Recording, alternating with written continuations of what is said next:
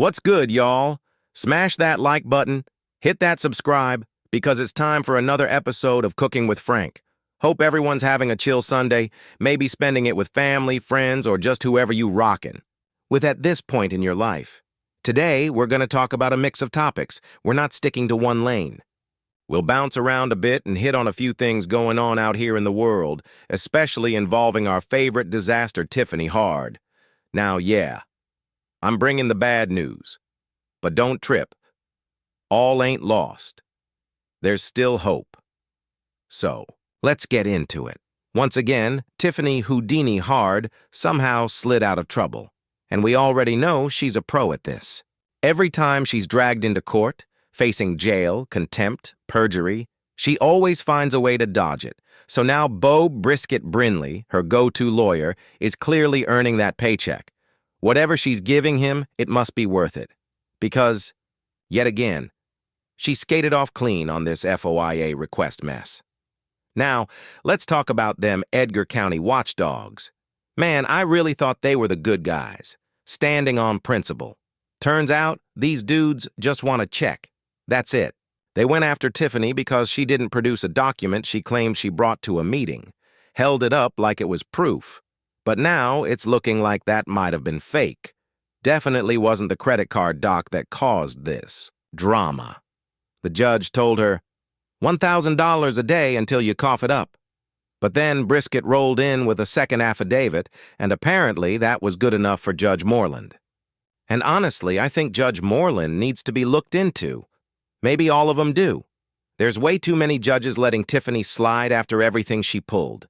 They need to be investigated, each and every one who gave her a pass, regardless of what her raggedy legal team argued. So back to the watchdogs. Now that the judge accepted Brisket's little affidavit, they're turning their sights on the trustees of Dalton. Somehow, Tiffany managed to pass the blame on to them. She ain't even mayor anymore, so how does that work? How can they request something from her she basically tells them to kick rocks, drags it out till she's out of office, and then just hands the whole mess off to the next crew? How? This right here is exactly why I can't stand politics and the court system. It's straight-up nonsense. Anyone with half a brain can see she's guilty.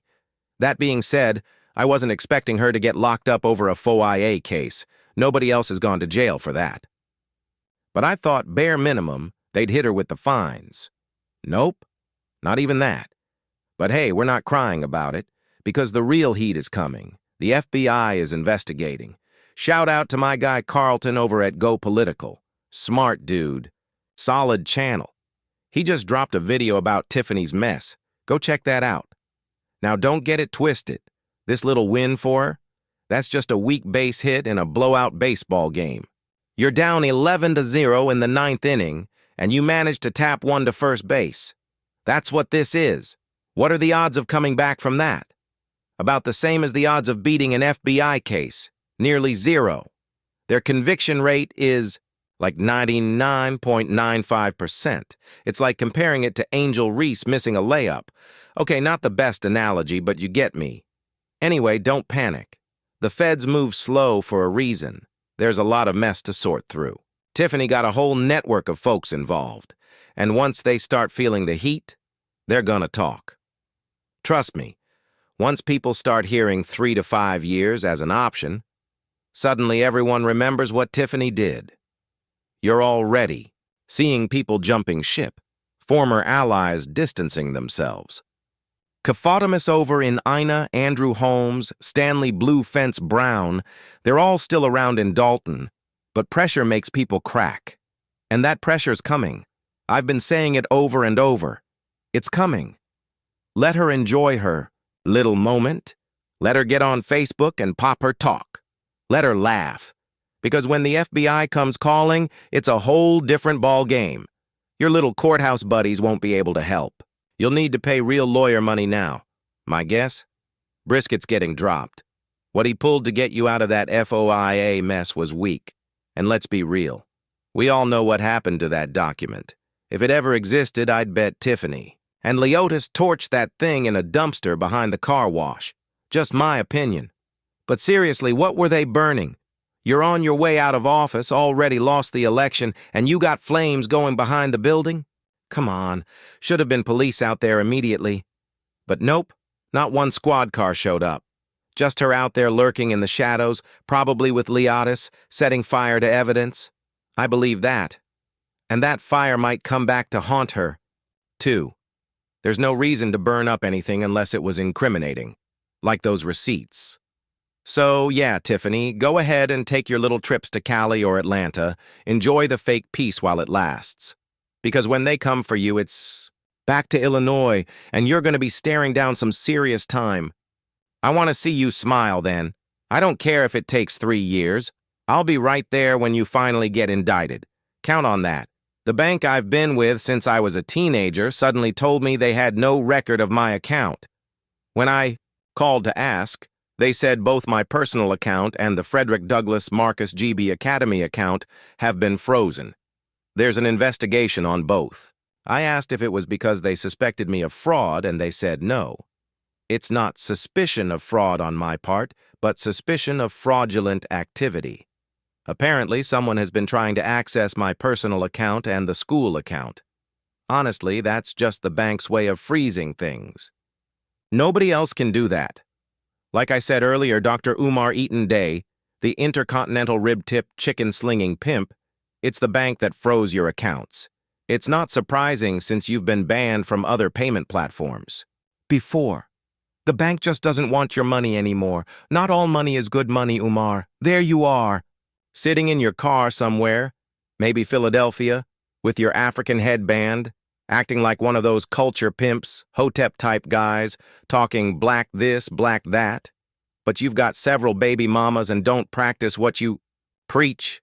You'll throw shade at another black man just because LeBron's son took a white girl to prom.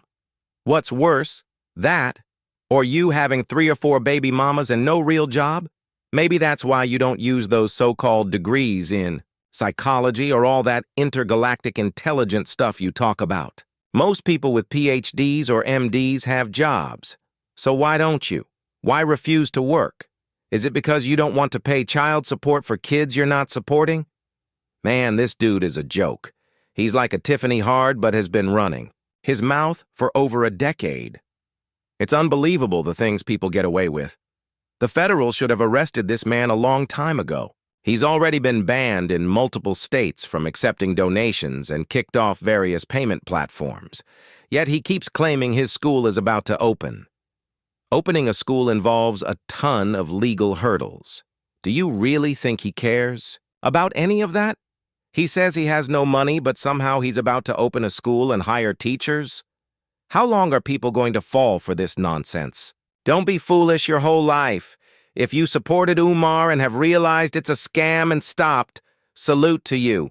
But if you keep supporting him, I have zero sympathy. Let him steal from you until your last breath. This is ridiculous. He's not planning on opening a school. He's just using it to keep siphoning money from gullible people. I bet he hasn't hired a single teacher or created any real curriculum besides the usual race-baiting nonsense he always spouts, and Snow Bunny. You're too busy judging other people's personal lives while your own life is a mess. Like I said, Umar is like a plumber with busted plumbing in his own house, yet he wants to come fix yours. That's exactly what he is, a fraud running a fake business. It's crazy. I hope the authorities finally put a stop to this. Get a real job, Umar. You have all those qualifications, but refuse to work in those fields where you could get paid properly. Instead, you run around spouting psychology nonsense, if you even have that degree, but don't use it for anything real. You're using it to scam and mislead people into thinking you're some kind of black leader, but you're just a leech. That's what Umar really is, a leech. Now shifting gears to Clarence Shields, old classless. Clarence Shields just put Layla Ali in her sights.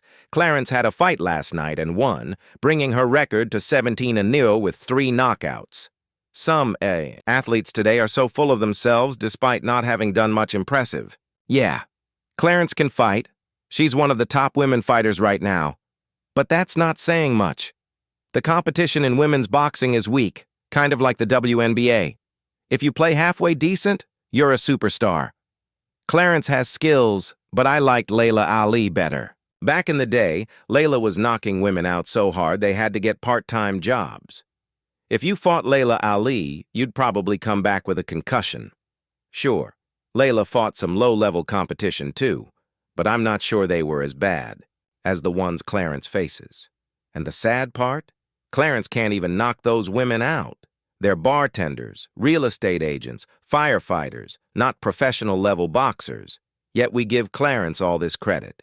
She's not the GOAT, she's the GLOAT. Here's another reason I don't like Clarence. If you follow boxing, you know she fights at 168 lbs and is about 5'7". For a woman, that's a bit overweight by normal standards. Not that it means she's a slob, but she's not in true boxer shape. If you want to see a female boxer training,